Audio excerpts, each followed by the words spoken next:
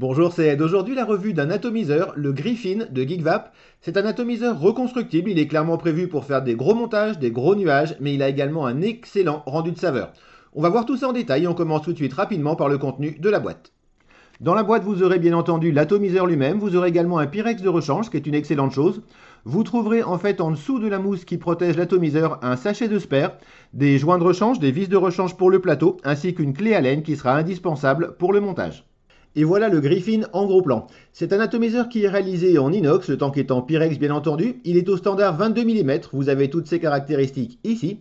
A noter que sa capacité n'est que de 3,5 ml, ça peut paraître relativement peu compte tenu de ses dimensions. En fait, c'est tout simplement lié au fait que la chambre est très grande et du coup prend effectivement pas mal de place à l'intérieur du tank. Un point également, il y a relativement peu d'espace entre le Pyrex et la chambre. Du coup, si vous utilisez un liquide relativement épais avec beaucoup de glycérine, il mettra effectivement un petit peu de temps avant de descendre jusqu'aux arrivées de liquide que l'on a ici. 4 arrivées de liquide au niveau de la chambre. On va voir tout ça en détail. Au niveau de la connexion 510, rien de particulier. C'est une connexion 510 réglable. En bas de l'atomiseur, on va avoir les arrivées d'air, deux énormes arrivées d'air, une de chaque côté. Pour les régler, comme d'habitude, il suffit de tourner la bague inférieure. On a une butée en position fermée et en position ouverte. La dimension des entrées d'air donne une petite idée de la gestion du flux d'air du Griffin. C'est tout simplement un ato super aérien. On a quasiment un flux d'air de dripper orienté clouds. Le flux d'air est quasiment libre, ce sera parfait évidemment pour faire de l'inhalation directe, donc la vapeur directement dans les poumons. Par contre, clairement, ça ne sera pas un atomiseur à vous recommander si vous préférez l'inhalation indirecte, donc la vapeur d'abord dans la bouche, puis dans les poumons. Juste au-dessus des arrivées d'air, on a la gestion de l'arrivée de liquide.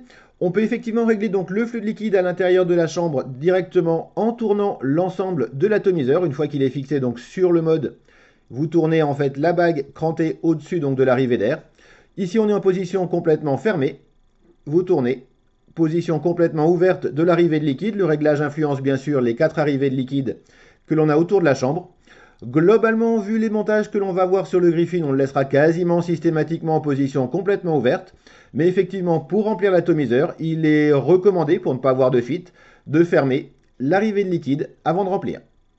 Le remplissage justement se fait par le haut de l'atomiseur. On va commencer rapidement par voir le drip tip. C'est un drip tip propriétaire, en fait c'est un drip tip large. Vous ne pourrez pas le remplacer par un drip tip 510 directement. Celui-ci a le mérite d'être très large, donc de permettre vraiment une énorme arrivée d'air et d'être également isolant au niveau de la température puisqu'il est en matière synthétique. Pour remplir l'atomiseur, ça se passe par le dessus, c'est un top fill. On dévisse simplement la partie supérieure et on a accès à deux énormes entrées de liquide.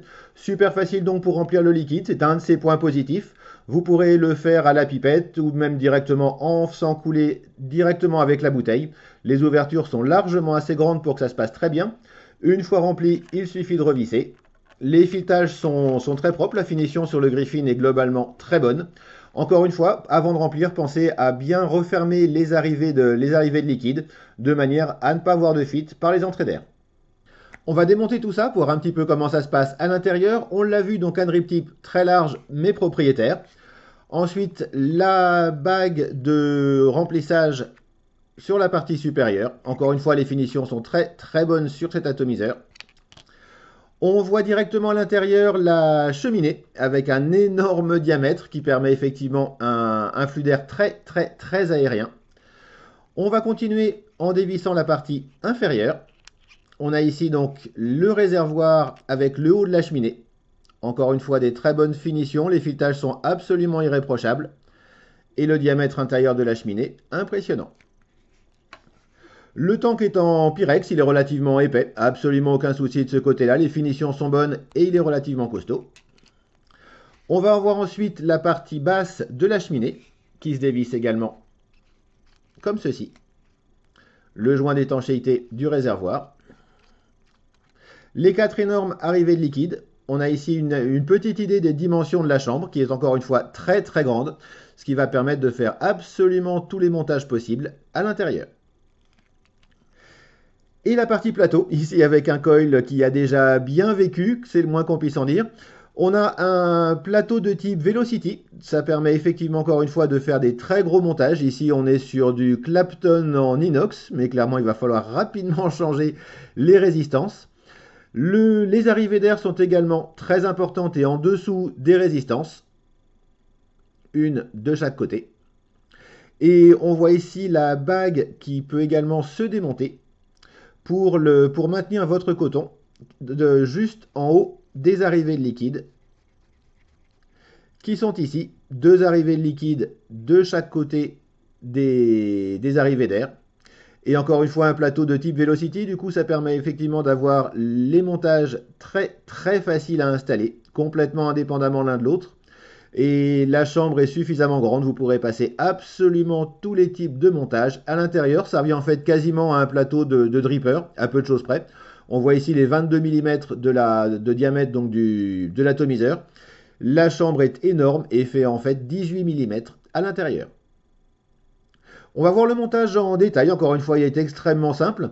Clairement c'est prévu pour faire des montages relativement importants, des utilisations entre 40 et 80 watts grosso modo au niveau des montages. Un plateau vraiment très très agréable et qui permet toutes les excentricités au niveau des coils. Et voilà le plateau au nu, donc de manière à bien voir tous les détails, on va voir ici les deux énormes arrivées d'air. Les arrivées de liquide qui sont également très importantes. À noter, on le verra tout à l'heure en faisant le montage, qu'il faut laisser le coton au ras de cette bague-ci sans le laisser aller jusqu'au fond de manière à avoir effectivement une bonne arrivée de liquide.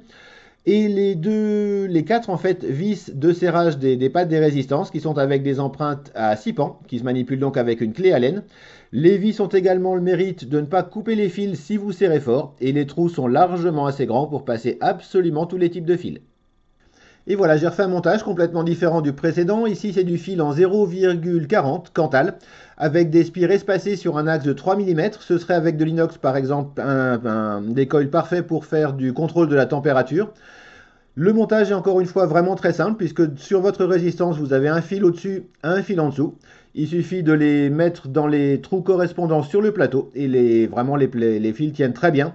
Et c'est très très facile à monter, y compris en double coil, puisqu'encore une fois, les deux coils sont complètement indépendants. Ils ont chacun leur poste à eux. On a ici une résistance au final qui n'est pas trop élevée, 0,45 ohms. Ça permet de ne pas trop tirer sur les batteries, ce qui serait le cas avec des résistances plus faibles de 0,1 ohm par exemple. Ça fonctionne très bien et on va voir maintenant au niveau du coton comment le placer correctement. Et voilà le coton placé donc à l'intérieur des résistances, rien de particulier. Un point vraiment très important, vérifiez simplement à ce que le coton arrive juste en dessous de la bague supérieure et n'aille pas jusqu'en bas de l'ouverture, donc d'arrivée de liquide. Ça permet au liquide de rentrer à ce niveau-ci et de bien imbiber le coton donc au niveau juste de la partie supérieure du plateau. Ne bourrez pas donc le coton jusqu'en bas, laissez-le prendre juste au niveau de la partie supérieure, comme ici, et ça fonctionnera très bien. C'est globalement plus facile avec un coton humide, ça fait partie de ce genre de choses qui sont plus faciles quand c'est pas à sec.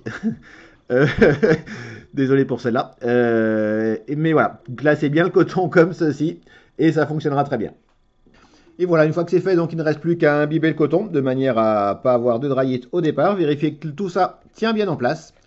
Vous revissez simplement la partie chambre, la partie basse de la cheminée sur l'ensemble. Et il ne reste plus qu'à remonter le tout et ce sera prêt à vaper. Pour remonter le griffin, rien de particulier. Vous allez simplement remettre le Pyrex en vérifiant bien que le joint est toujours en place. Revissez ensuite la partie supérieure. Le pas de vis donc va se prendre directement sur la partie chambre. Pour remplir, rien de particulier. Vérifiez encore une fois bien pour ne pas avoir de fuite au niveau de l'arrivée d'air que les arrivées de liquide à ce niveau-ci sont bien fermées. Encore une fois, position ouverte et position fermée. Vous remplissez, vous remettez tout simplement la partie supérieure comme ceci, le drip tip, et c'est prêt à vaper.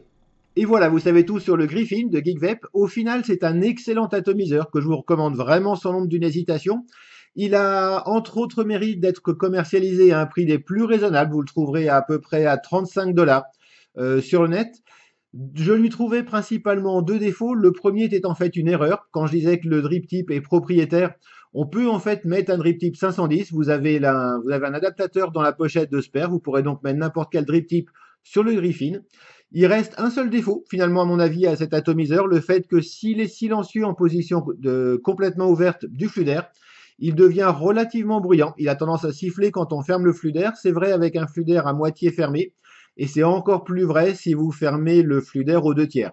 C'est globalement le seul défaut vrai que je lui trouve, le fait que le flux d'air soit bruyant si on ferme le flux d'air. Par contre, encore une fois, il est très silencieux en position complètement ouverte et c'est en fait la position du flux d'air que je préfère, tout simplement parce qu'elle est cohérente avec le reste. On a une cheminée qui fait pas loin un petit peu plus de 5 mm de diamètre à l'intérieur, un flux d'air très aérien. Ça suppose de mettre des montages en conséquence à l'intérieur et donc du coup globalement le flux d'air est le plus agréable en position complètement ouverte. Ses gros avantages, un remplissage qui est super facile et super simple, qui se fait en plus sans fuite puisqu'on peut régler et en particulier fermer l'arrivée de liquide. Un plateau qui est tout simplement impressionnant, en particulier sur un tank. En gros, c'est un plateau de type Velocity tout à fait digne d'un dripper. On peut mettre absolument tous les montages, y compris les plus exubérants, à l'intérieur. Le flux d'air est très agréable. Globalement, c'est un excellent atomiseur. Ça vous permettra de faire des nuages colossaux et également d'avoir un excellent rendu de saveur. Dans tous les atomiseurs très aériens que j'ai eu l'occasion d'essayer, c'est très clairement et haut la main le meilleur que j'ai trouvé jusqu'à aujourd'hui. J'espère que cette vidéo aura répondu à toutes vos questions sur le Griffin. Si vous appréciez ces vidéos, n'hésitez pas à vous abonner à la chaîne en cliquant ici. Il me reste à vous souhaiter une excellente vape et à la prochaine.